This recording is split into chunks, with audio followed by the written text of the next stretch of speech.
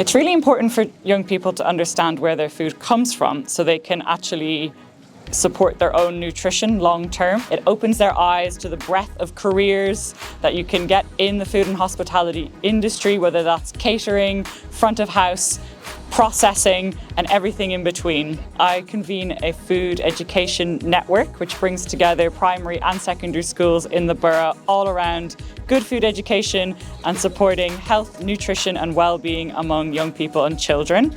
We've just delivered an introduction to seafood session with about 120 primary school students, and we have also been speaking to some secondary school students who've taken part in Fishmonger for a Day work experience trip at Billingsgate recently about what they've learned, what they've enjoyed and what food skills they want to learn about more.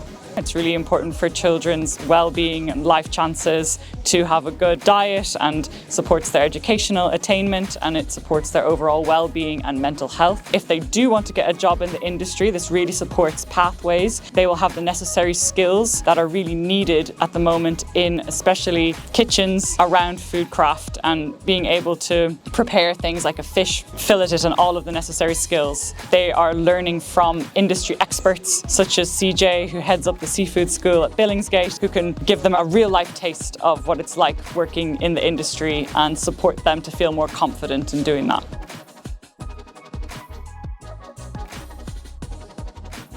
They did go in with the mindset that they weren't going to touch anything. We did have one of our children who said, "What if it bites me?" And I was like, "Well, it's dead."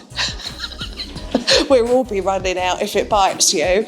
There is a lack of education on healthy living, balanced diet, sustainable food, specifically fish. I think that anybody within any borough, if they get an opportunity to do this, they need to bring the children.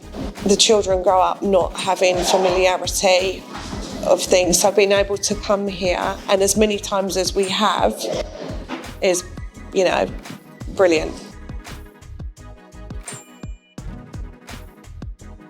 We had our pilot episode of Be a Fishmonger for a Day last week, and I had 16 students, which is quite a lot more than I was thinking I'd cope with, but they were incredible. There was nobody that just looked bored, or there's nobody that didn't ask questions, and there was nobody that wasn't engaged. They were really amazing.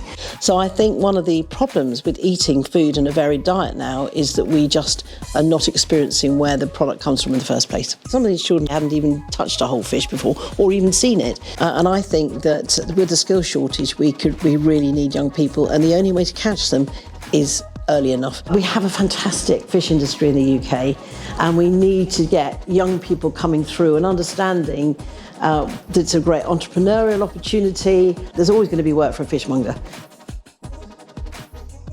What were your expectations when you appeared on the course?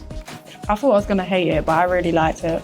We didn't know what we was doing until we got there. My mum just makes whatever she feels like. Since I went to the fish market, she started bringing more stuff home and actually making fish again, because I don't. Okay. She's been doing some seafood linguine, because I brought squid home from when we went to the fish market. Okay. And I cooked her seafood linguine. My mum and dad loved it. Oh, well done. To me, I thought the smell was going to be horrible, but when it actually got inside, it wasn't as bad. It was just, there was, I don't think there was any smell, to be honest. I wanted lobster.